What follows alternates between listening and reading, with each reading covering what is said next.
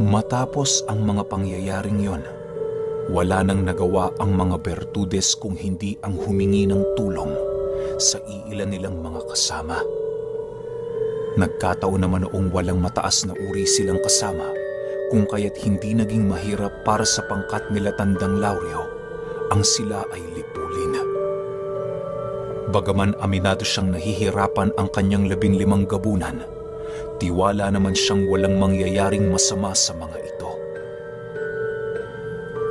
Maya-maya pa, bigla namang natigilan si Tandang Lauryo nang masipat niya ang paglapit ng iilan sa mga Bertudes na nagawang matalo ang iba nilang mensahero at mga albularyo. Dahil sa pangyayaring yon, tila ba nagkaroon siya ng pagkaalangan na sugurin ang mga ito. Nagbago lang ang lahat ng kanyang nararamdaman nang makarinig siya ng isang tinig na nanggagaling sa kanyang isipan. Huwag kang mag-alala, Lauryo. Walang panama sa atin ang mga yan. Manalig ka sa iyong kakayahan at ako nang bahalang gumawa ng imposible.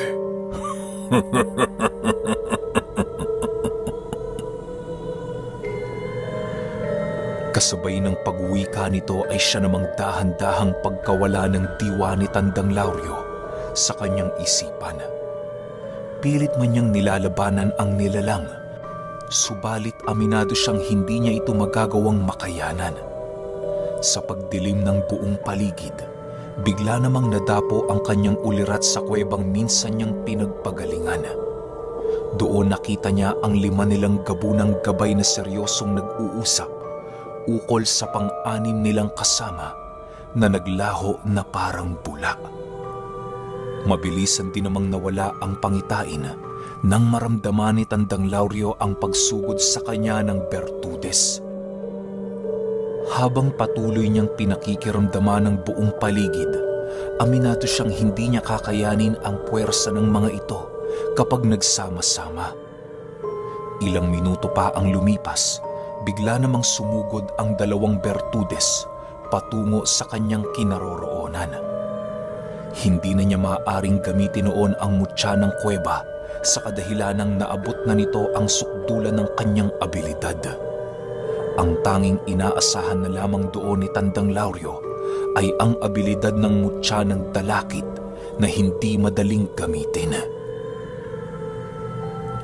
Maya-maya pa, tuluyan na ngang nakalapit sa kanya ang 2 Bertudes at walang habas siyang pinaulanan ng mga pag-atake. Panay lang naman ang ginagawang pag-ilag noon ni Tandang Lauryo nang sa gayoy makahanap ng isang perpektong pagkakataon para gawin ang kanyang naisip na plano. Sa pagpapatuloy na pagsugod sa kanya ng mga Bertudes, agad naman itong natigilan nang magsidatingan ang kanyang 15 gabunan. Hindi na nito binigyan ng pagkakataon ang kanilang mga kalaban sa kadahilanang marami na itong napaslang na mga nilalang na kaanib ng kanilang hanay. Dahil sa galit at paghihiganting nais ng mga ito, kung kaya't maging ang mga bertud ng Bertudes, hindi nagawang maprotektahan ang kanilang pinagsisilbihan. Wala nang nagawa ang mga nilalang na yon kung hindi ang tumakbo habang patuloy silang pinagpipiestahan ng 15 gabunan. Maya-maya pa, bigla namang tumahimik ang buong paligid nang magawa na nilang malipol ang lahat ng kanilang mga kalaban. Sa puntong yon, tuluyan ang nakapagpasya sila Tandang Lauryo na sila naman ang susugod sa pinagpupugaran ng mga ito. Paglapit niya sa kinaroroonan nila Maestro Florante, agad naman niyang ipinagbigay alam ang nais gawin ng kanyang mga kasama. Bago sila tuluyang bumalik sa kanyang tahanan, ninais muna nilang libutin ang buong paligid upang wala silang makaligtaang katawan ng kanilang mga kasama. Sa pagsapit ng umaga noong mismong araw, doon na nga ginawa nila Tandang Lauryo ang kanilang plano. Ipinulong nila ang lahat ng makikiisa sa paglusob nang sa gayoy magawa nilang malaman ang kanilang dapat gawin. Matapos ang isang mabilisang pagpupulong, agad naman nilang inihanda ang kanilang mga armas na gagamitin. Ang ilang mga albularyong panday naging abala na sa pagpapatalas ng kanilang mga sundang at talibong na pinurol na ng digmaan. Sila Maestro Florante naman nananatiling nasa silid ni Tandang Lauryo upang ipagpatuloy ang kanilang taimtim na pagdarasal. Makakatulong ang ginagawa nilang yon upang mas lalong mapalakas ang kanilang bakod at puder sa kanilang mga katawan. Sa pagsapit ng hapon noong mismong araw, kasalukuyan ang naghahanda sila Tandang Lauryo. Para masiguro ang kaligtasan ng kanilang baryo, nag-iwan sila sa lugar ng iilang mga aswang at mensahero. May mga albularyo din noong nagpaiwan bilang pangalawang depensa ng mga aswang.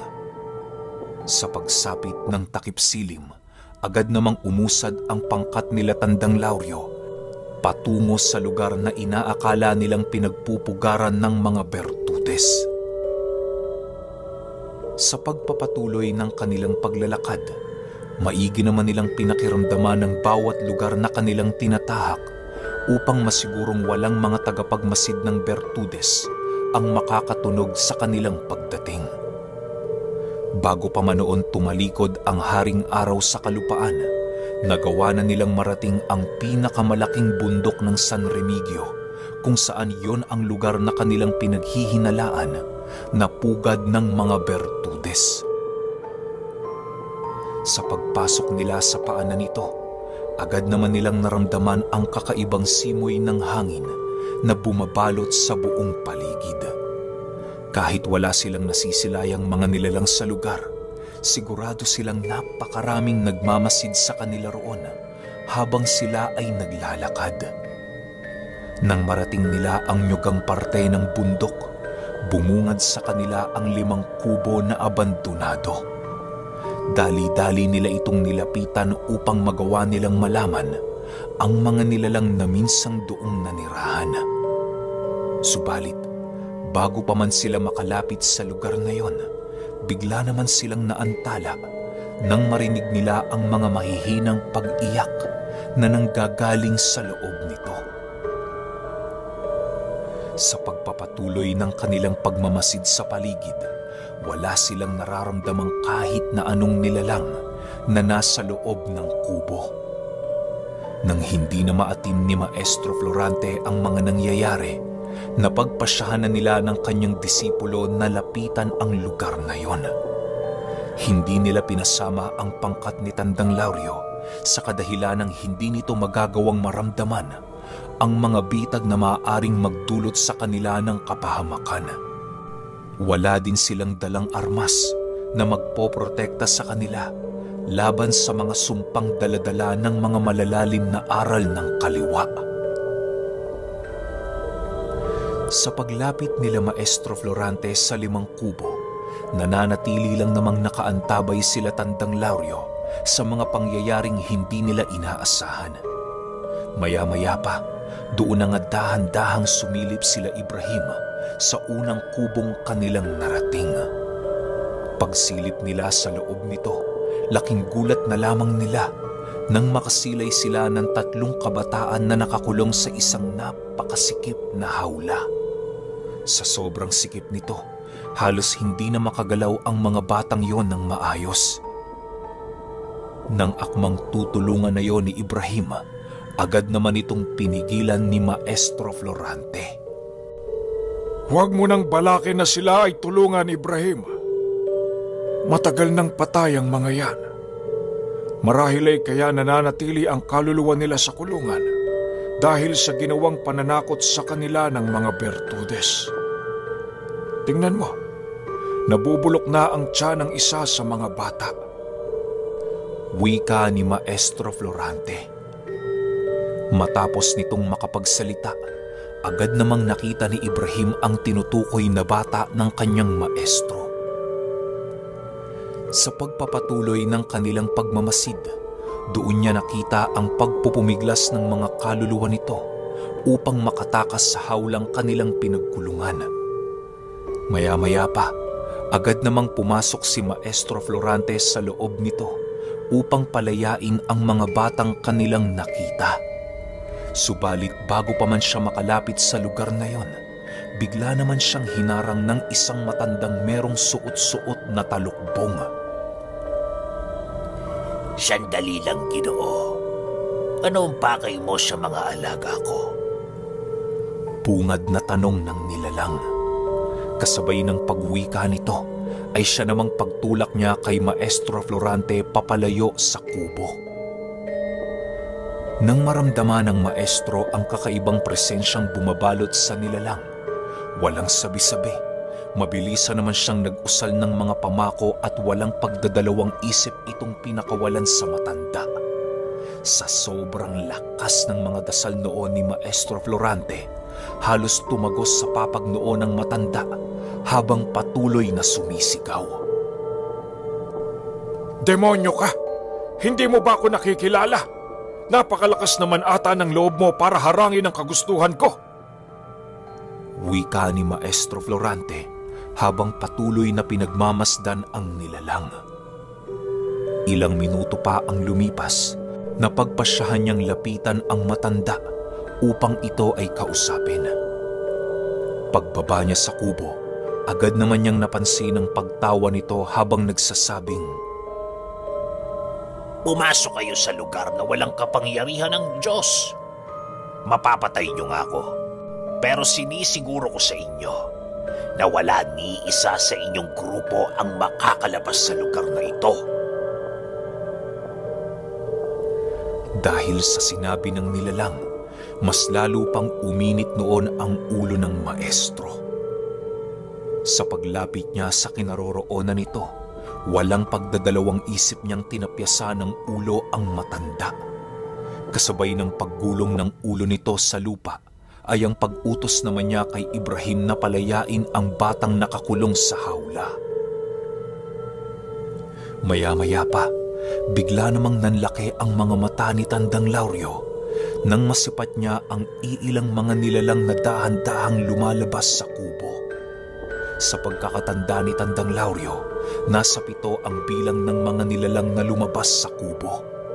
Matapos itong masilayan ni Maestro Florante, agad din naman siyang umalis sa ilalim ng papag upang salubungin ang mga ito. Hindi na din noon nakatiis ang pangkat ni Tandang Lauryo kung kaya't napagpasyahan na nilang lumapit sa kinatatayuan ni Ibrahim. Nang tuluyan ng magkaharap ang dalawang panig, tanging pagtitig lang naman ang ginagawa ng mga nilalang habang hindi gumagalaw. Ilang minuto pa ang lumipas, bigla namang itinarak ni Maestro Florante ang kanyang punyal sa lupa habang nagwiwika ng, Sige lang! Lumapit kayo kung gusto niyong mapugutan kayo ng ulo! Kasabay ng pagwika nito ay siya namang dahan-dahang paglapit ng mga nilalang na tila ba hindi nasindak sa kanyang mga sinabi. Dahil sa pangyayaring yon, wala nang nagawa sila Ibrahim kung hindi ang magbigkas ng kanilang mga engkantasyon upang paghandaan ang nalalapit na digmaan. Ilang segundo pa ang lumipas, bigla namang nagsitakbuhan ang mga nilalang at kasabay nito ang pag-usli ng kanilang mga mahahabang pakpak sa likurang bahagi ng kanilang mga katawan. Hindi pa man ito gaanong nakakalapit sa pangkat nila Tandang Lauryo, agad naman itong nagsiliparan sa nyugan na halos hindi na nila nagagawang masilayan. Lauryo, kayo na ang bahala sa mga demonyong yan. Protektahan niyo kami dahil palalayain namin ang kaluluwa ng kanilang mga nabiktima. Wika ni Maestro Florante. Sige ho, Maestro. Humayo na kayo. Kami na ang bahala rito. Sagot naman ni Tandang Lauryo.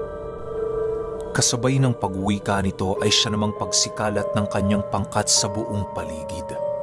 Ang iilang albularyong kasama naman noon ni Tandang Lauryo, ninais na magsindi ng sulo nang sa gayoy magawa nilang masilayan ang pag-atake ng mga nilalang kung sakali man.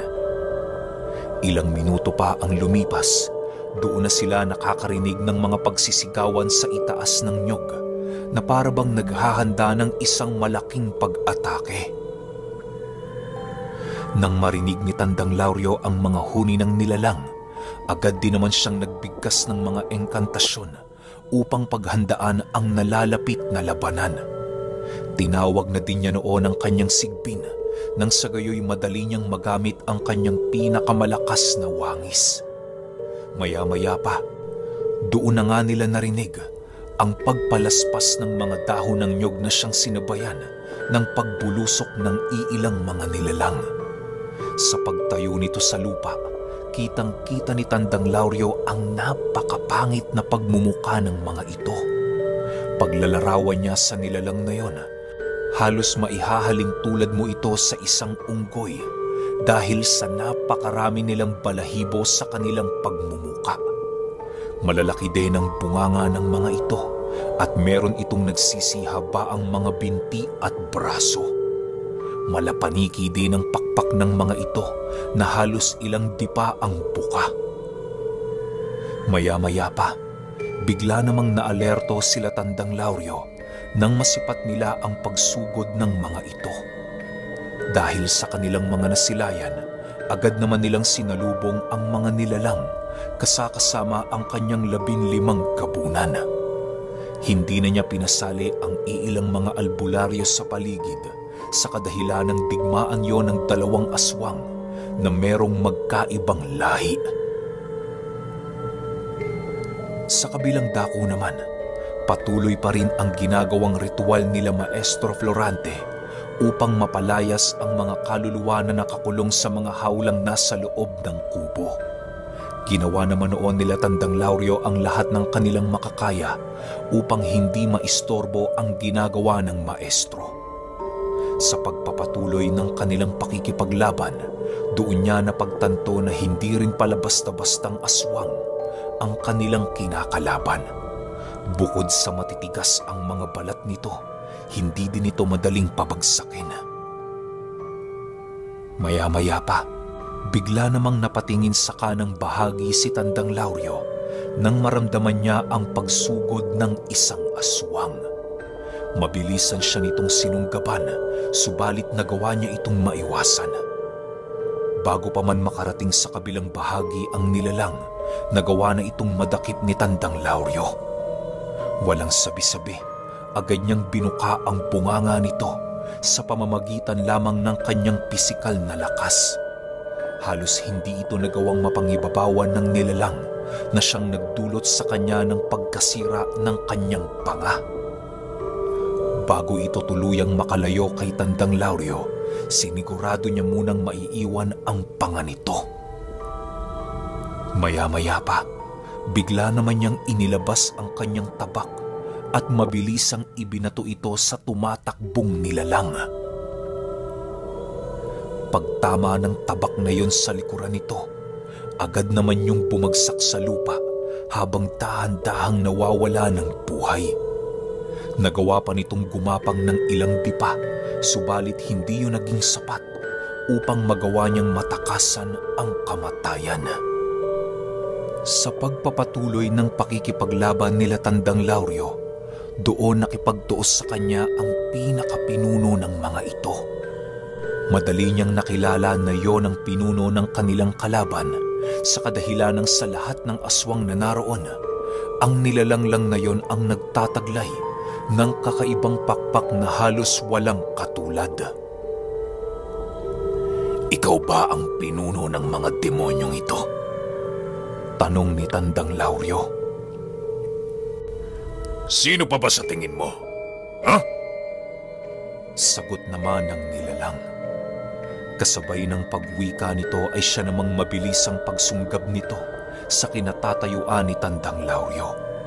Agad naman niyang iwinaklit sa kanyang katawan ng pagkakapit nito nang sa gayoy magawa niya itong maibalibag sa lupa.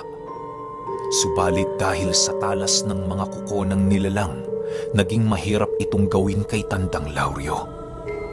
Nang wala na siyang pagpipilian, agad naman niyang tinawag ang sigbin upang magkaroon siya ng katuwang sa pakikipaglaban. Hindi niya noon ninais na gamitin ang kanyang pinakamalakas na anyo sa kadahilan ng inihahanda niya ito para sa mga pinuno ng Bertudes. Sa pagpapatuloy ng kanilang laban, tuluyan na ngang napalaya ni Maestro Florante ang lahat ng kaluluwang nakakulong sa lugar na yon. Pagsilay nila sa kinaroroonan ni Tandang Lauryo, agad naman nila itong pinuntahan upang tulungan.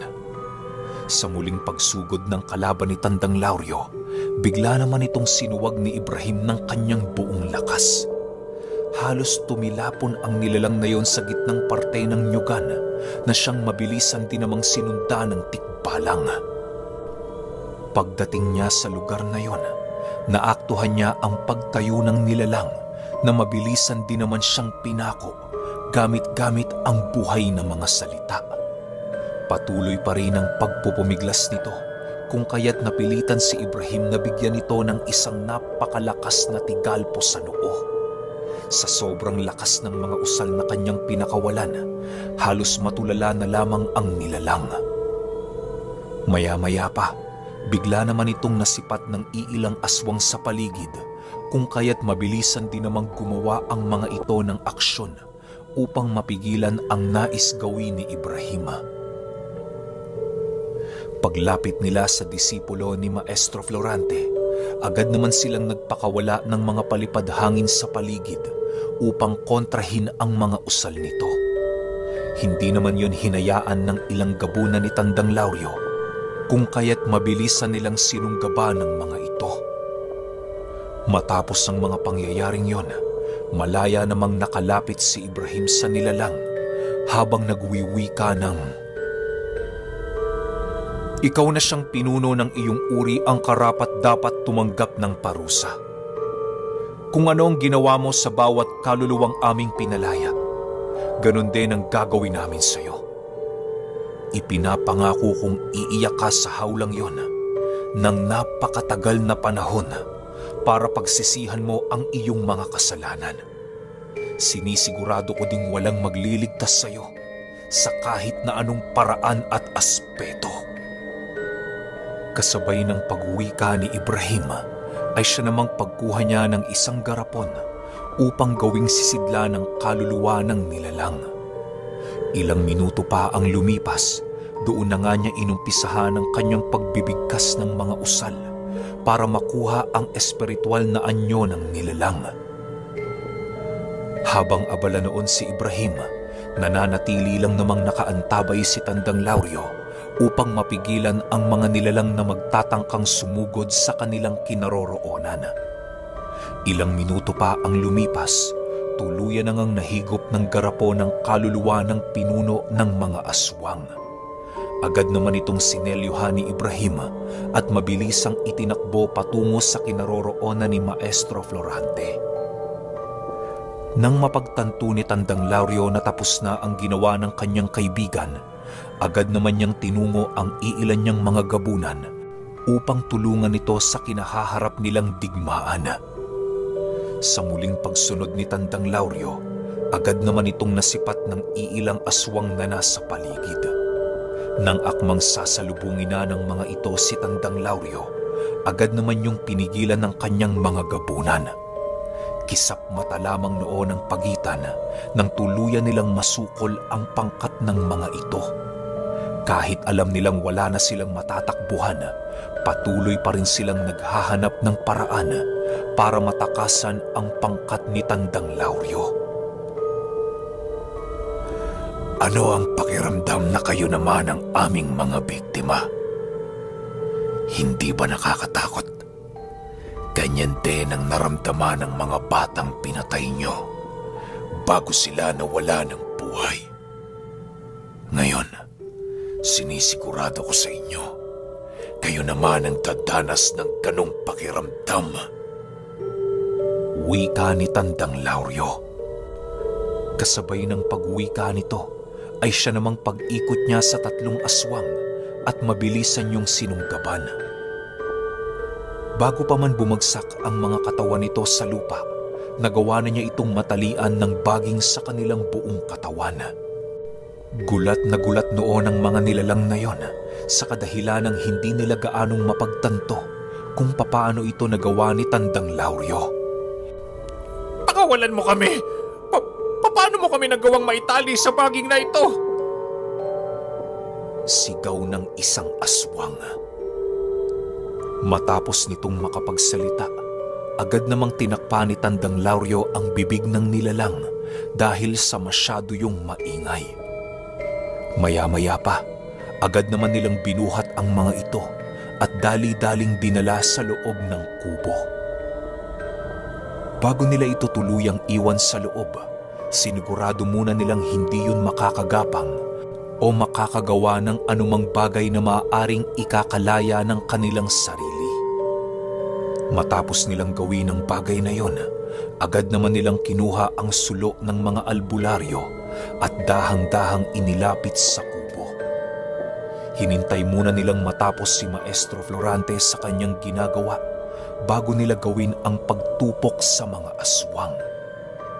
Nang makapagbigay na ng hudyat ang kanilang maestro, agad namang inilapat nila Tandang Lauryo ang daladala nilang sulo. Sa pagsiklab ng apoy sa kubo, tanging pagnanangis at pagsisigaw lang naman ang nagawa ng nilalang habang patuloy silang nilalamon ng mga nangangalit na apoy. Ilang minuto pa ang lumipas, tuluyan ng tumahimik ang buong paligid. Nang mapagtanto nilang patay na ang mga aswang, agad din naman nilang inapula ang apoy upang hindi na ito magkalat. Maya-maya pa, agad naman nilang inumpisahan ang kanilang paglalakad patungo sa lugar na maaaring pinagpupugaran ng mga Bertudes. Bagaman alam na nila Maestro Florante na maaaring natunugan na sila ng mga ito, pinili pa rin nilang manatili sa kanilang plano. Mas mainam nga kung salubungin sila nito sa daan nang sa gayoy magawa nilang maiwasan ang mga patibong nitong itinanim sa kanilang mga pugad. Sa pagsapit ng hating gabi, napagpasyahan naman nila Maestro Florante na magpahinga.